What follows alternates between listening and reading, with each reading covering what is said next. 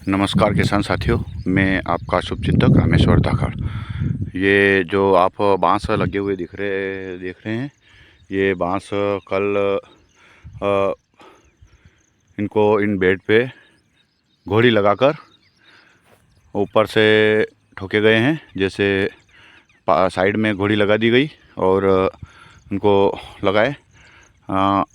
भैया बालोर बोई गई है। बालोर को यहाँ बीच में एक और डोरी बालोर चढ़ाने के लिए, ताकि बालोर ख़राब नहीं हो, क्योंकि नीचे गिरने से इसमें जो फल लगेंगे वो फल नीचे ज़मीन पे सही लगते नहीं हैं फल, और सड़ जाते हैं। इसलिए यह इस पर जवे सिस्टम वाली बालोर है। ये बड़ी वाली जो सर्दी में लगती है। ये दो बेड जो है, शुरू वाले दो बेड जो दिख रहे हैं आपको, उधर चवले दिख रहे हैं, और शुरू वाले दो दिख रहे हैं, ये करेले हैं, करेले। और ये इधर जो है ये वाले, ये सब बालोर है। ये बालोर है, ये देखिए, ये बालोर है। इसमें बालोर में जवे लगाने के लिए ये बांस लगाए हैं।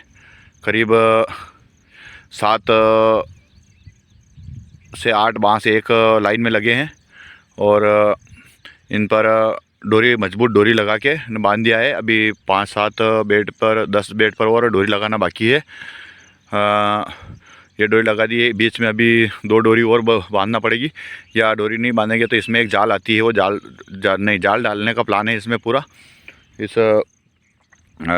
अभी जाल डालेंगे ताकि जाल पे ये बेल उसके ऊपर चढ़ जाए और पूरी सर्दी चलती रहे, और बेड पे ये गलने की कोई शिकायत नहीं। कल बहुत ज़्यादा बारिश हुई, इसलिए सिर्फ 2 बजे तक ही काम चला। उस 2 बजे के बाद में मज़दूर चले गए घर पे। तो ये साइड में ये खूंटी लगाना पड़ती है, क्योंकि ये झुकता नहीं है।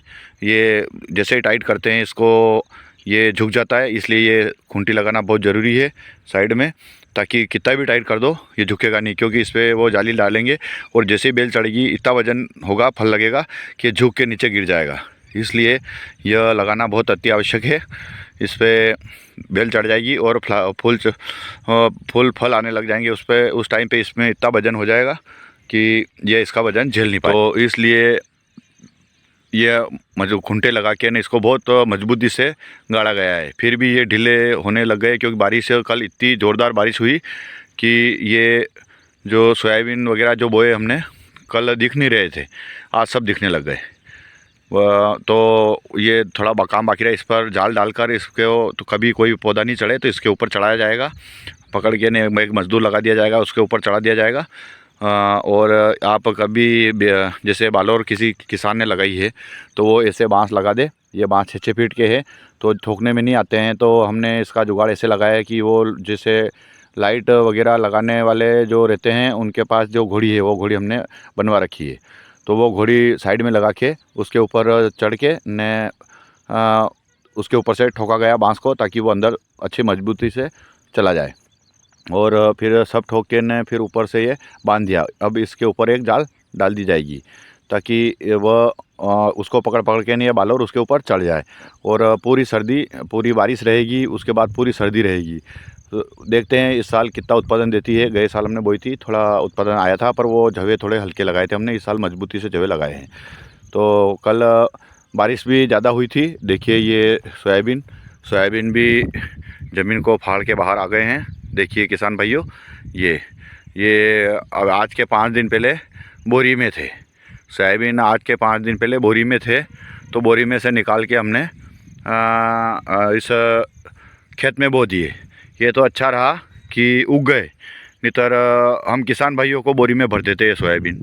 ये सोयाबीन का काम सब बहुत टेढ़े वाला काम है। अभी बहुत सारे किसानों के तो बारिश इतनी हो रही है किसी एरिया में कि किसान सोयाबीन बो भी नहीं, तो वो थोड़ा किसान भी थोड़ा धैर्य रखे, क्योंकि बारिश ज़्यादा हो जाए। जैसे ये तो बोए और 3 दिन बाद इतना ज़ोरदार पानी गिरा, जैसे यहाँ से मिट्टी भी बह के चली गई। देखिए यहाँ से मिट्टी बह कर चली गई है, वो उधर मिट्टी बह के चली गई है। जैसे ज़ोरदार कल बारिश ज़ोरदार हो रही थी, उस टाइम पे मैं थोड़ा लाइव स्ट्रीम कर रहा था, तो मैं वीडियो नहीं बना पाया। और बारिश इतनी ज़ोरदार हो रही थी कि मेरे को वीडियो भी बना नहीं पाया मैं, और पूरे भर गए थे पानी से, तो बहुत बड़ी समस्या हो गई। कल ये टोटल पानी बह के गया, पूरा खेत का पानी यहाँ पे बह के गया, ये यहाँ पे बह के गया, ताकि ये सब सोयाबीन भी बह के चले गए, बोए हुए सोयाबीन भी बह के चले गए। तो और ये जैसे कोई खरपतवार अंदर अंकुरित हो रहा था, उसकी जड़ भी बाहर आ गई है। इतना ज़ोरदार पानी गिरा कल, और थोड़ा नाले में पानी भी आ गया था। तो किसान भाइयों, अभी जिसके बोना है वो थोड़ा निकल जाए तो कोई दिक्कत वाली बात नहीं है, उससे कोई नुकसान नहीं होगा अपना। और जैसे थोड़ा मौसम खुल जाए, खेत में थोड़ा ट्रैक्टर चलना जैसा हो जाए, उसके बाद बोएंगे तो अपने को फ़ायदा है। तो आप थोड़ा ध्यान रखिए कि थोड़ा बोने जैसा हो जाए, खेत में ट्रैक्टर चलने जैसा, तभी बोए। ये जो एक बेड साइड में बना हुआ है, आप देख रहे हैं, ये वहाँ से यहाँ तक ये जो साइड में बेड बना हुआ है, ये इस पे करेले के पौधे लगे हुए हैं ये। और देखिए आप, कितना बेस्ट पौधा चल रहा है ये, कितना बेस्ट मल्चिंग पे करेले के पौधे कितने बेस्ट चल रहे हैं, कितने बढ़िया। और वो जो 2 बेड हैं, वो देख रहे हैं, ये वाले 2 बेड, इतने भी इस पे भी बहुत बेहतरीन करेले के पौधे चल रहे हैं। हमने पहले करेले मल्चिंग पे नहीं लगाए, क्या करेले मल्चिंग पे नहीं लगाए, और बालोर मल्चिंग पे सादे तरीके से, गए साल भी हमने सादे तरीके से मल्चिंग पर बालोर लगाई थी। तो इस साल मल्चिंग पे लगाई तो बालोर चल भी अच्छी रही। कल तो ये पौधे सब नीचे गिर गए थे, हवा इतनी तेज़ थी कि वो वहाँ बना हुआ एक मकान दिख रहा होगा आपको, जैसे वो आधा पानी इतना भर गया उसके ऊपर कि वो आधा गिर गया। नीचे पाइप लगे हुए थे, उसके 2.5 इंच वाले पाइप लगे थे, सब वो टूट के ने नीचे गिर गए। चलो कोई बात नहीं, प्रकृति है, उसके साथ हमको चलना है। तो ये बालोर जो दिख रही है आपको, हरा हरा पूरा, ये बालोर है, वो पीछे वो भिंडी है। तो बालोर सब ज़मीन के साथ सो गई थी सब बालोर। तो फिर अब आज खड़ी हो गई है, और चलो कोई बात नहीं, बारिश प्रकृति के साथ सब किसानों को रहना पड़ता है, हम सबको रहना पड़ता है, क्योंकि प्रकृति के साथ रहना ही किसान को, प्रकृति की मार तो दूसरा कोई झेल ही नहीं सकता है। सिर्फ किसान ही ऐसा आदमी है जो प्रकृति की मार झेल सकता है, क्योंकि बहुत सारे संकट आते हैं वो किसान ही झेल सकता है, दूसरा इतना नुकसान दूसरा आदमी नहीं झेल सकता है, ठीक है ना, क्योंकि इतने नुकसान में दूसरा आदमी बौखला जाता है, चाहे व्यापारी वर्ग हो, दूसरे कोई से भी हो। तो किसान भाइयों, चलो ये तो अपने काम ही है खेती, तो आप थोड़ा चेंज करें। जैसे गए साल हमने बालोर बेड बनाए थे, ऊपर लगाई थी, पर इस साल मल्चिंग डाली, तो मल्चिंग डाली तो पौधे अब तक अच्छे चल रहे। ये देखिए आप, ये पौधे थोड़े अच्छे चल रहे, ये देखिए, ये पौधे थोड़े अच्छे चल रही है, पौधे अच्छे चल रहे हैं, तो लगता है उत्पादन तो अच्छा होगा ही होगा। तो आप भी बड़े अब भी लगा सकते हैं, ऐसी कोई बात नहीं है, पर मल्चिंग लगाने में थोड़ी प्रॉब्लम होगी, अब बेड भी निकालने में प्रॉब्लम होगी, और गीला बहुत ज़्यादा। तो आप भी कोशिश करें, कोई सी फसल लगाए तो मल्चिंग भी आज 2-4 तरह की आने लग गई।